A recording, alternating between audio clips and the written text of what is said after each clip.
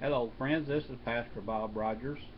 I just want to let you know that I'm from Bethel Church and that I've been out talking to some local pastors here in the area, and I've found out that they're facing many of the same things I face. And I just want to share with you, the people, some of the things that your pastor may be dealing with. Your pastor may be dealing with an illness in his own life or in the life of his own family. And that we are expected to continue on and perform all of our responsibilities, even though we have those responsibilities of our family who are sick. Or it could be us who are sick. It could be our joints. It could be a lot of different things about our bodies that hinder us, that keeps us from doing the things that we would fully like to do. But there's other struggles that we as pastors face. We face missing persons. We face people that get hurt and then they don't come to church. They're laying out of church, they're staying at home, they're not talking to people, but they're wounded and they need help. And instead of coming to the church and letting the church be a hospital for wounded people, they stay home and they're not taking the medicine of the Word of God, and they get themselves in trouble. We at Bethel Church know that we can't do life alone. So help your pastor out. And you guys need to learn that you can't do life alone. Even pastors can't do life alone. We need to have someone to talk to and someone to minister into our lives too. We also have people that are missing because they lay out on Saturday night and they stay too long in parties or wherever, and they fail to take into account that they need to be up on Sunday morning getting ready for church.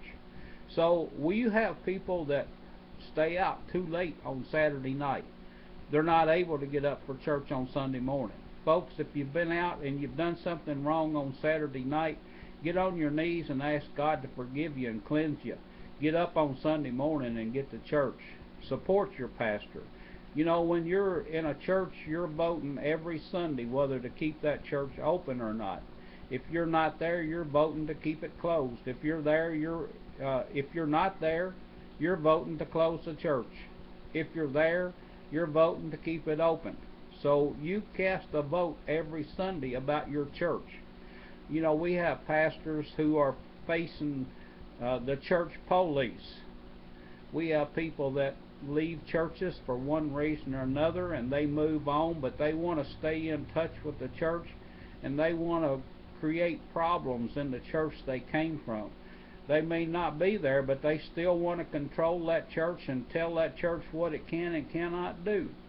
And folks, when people leave a church, they need to leave and go on and not continue to meddle with the church that they've been into. We have church police that criticize the pastor in his sermons. We have the critics who criticize the leaders of the church and the way that they lead. We have all kinds of things that happen to pastors and churches. And I just want you to know that your pastor loves you. He prays for you.